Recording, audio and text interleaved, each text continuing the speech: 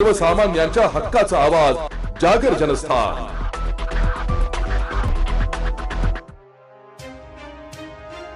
मुक्ताईनगर तालुक्यातील ड्रॉप केससाठी कुप्रसिद्ध असलेल्या 5 गावांवर जळगाव पोलिसांनी पहाटे मोठी कारवाई करत ऑपरेशन ड्रॉप केस हे विशेष अभियान राबविले। लालगोटा, हलखेडा, माधापुरी, जोंधनखेडा आणि चारठाणा या गावांमध्ये एकाच वेळी छापेमारी करण्यात आली। या कारवाईत 55 रेकॉर्डवरील आरोपींना ताब्यात घेण्यात आलं असून मोठ्या प्रमाणात मुद्देमाल जप्त करण्यात आलाय।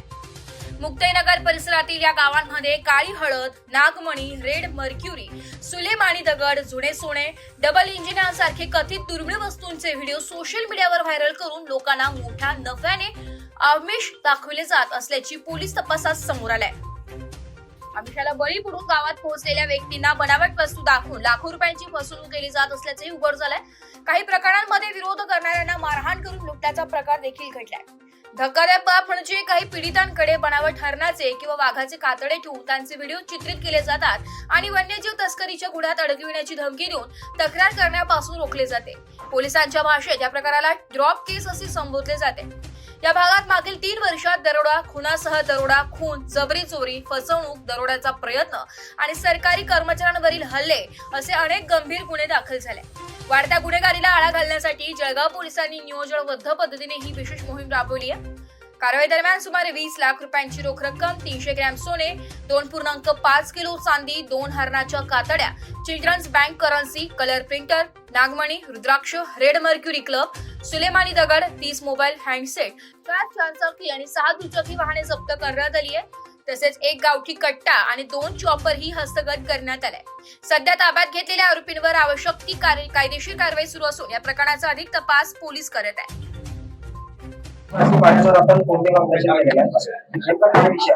मुक्ताईनगर पोलीस स्टेशन अंतर्गत लालगोटा, हलखेडा, मदापुरी, जोंधनखेडा आणि चारठाणा या गावामध्ये जळगाव पोलिसांनी ऍडिशनल एसपी संदीप गावित, त्याचप्रमाणे एसडीपीओ केदार आणि अडसूल पीआय यांच्या नेतृत्वाखाली आज एक मोठा आपण एक ऑपरेशन राबवलं होतं।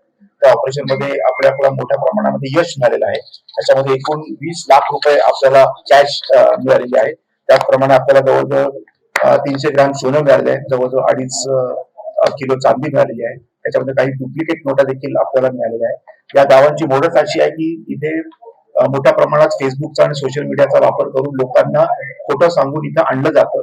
त्यांना काही आमिष दाखवले जातात। उदाहरणार्थ तुम्हाला नागमोही देऊ, तुमचे पैसे डबल करून देऊ किंवा इतर गोष्टी त्यांना सांगून त्यांच्याकडनं पैसे घेऊन त्यांना मारहाण करून पोलिसी भाषेमध्ये याला ड्रॉप केस असं म्हणतात, असं करून त्यांनी लुबाडण्याचे मोठ्या केसेस आपल्याकडे दाखल होत्या।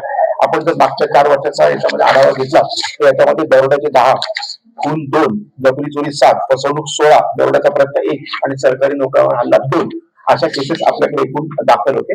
कालच्या रेडमध्ये अजून एक दुर्दैवाची अशी बाब आहे की आपल्याला काही वन्य प्राण्यांच्या तस्करीच्या देखील आपल्याला काही मुद्देमाल मिळाले। त्याच्यामध्ये एक हरणाची स्कीन आहे, एक रॅबिटची स्कीन आहे, एक छोट्या कोल्ह्याची आपल्याकडे एक स्कीन आहे।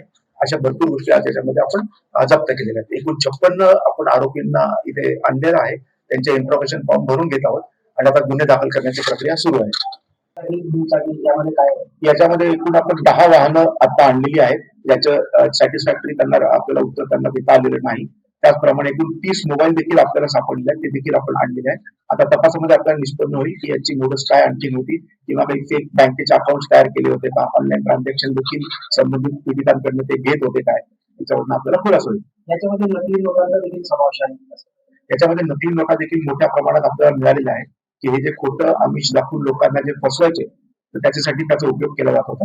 त्याच्यामुळे नकली नोटा देखील आपल्याला मोठ्या प्रमाणात मिळालेले आहेत आणि 20 लाख कॅश आणि महिलांना हो, आता आपण त्यांना कॉर्डन आउट केलेला आहे। याच्यामध्ये कुठल्या गुन्ह्यामध्ये त्यांचा सहभाग आहे हे आज दिवसभरात आपल्याला निष्पन्न होईल। सर, आदिवासी महिलांचा आरोप आहे की या ठिकाणी आम्हाला कोणत्याही प्रकारची म्हणजे खाजगीच्या वेळेला ज्यावेळेला ऑपरेशन राबवण्यात आलं त्यावेळेला त्रास देण्यात आला। मी तुम्हाला या गुन्ह्याची सगळी हिस्ट्री देखील सांगितली। मी तुम्हाला किती गुन्हे आहेत आणि किती गंभीर स्वरूपाचे गुन्हे आहेत याचा देखील मी आपल्याला आकडेमोडी दिली। त्याच्यामुळे गुन्हेगार हा गुन्हेगार असतो आणि त्याप्रमाणेच पोलीस स्ट्रिक्ट ऍक्शन घेणार। जागर जनस्थानसाठी प्रतिनिधी फराज अहमद, जळगाव।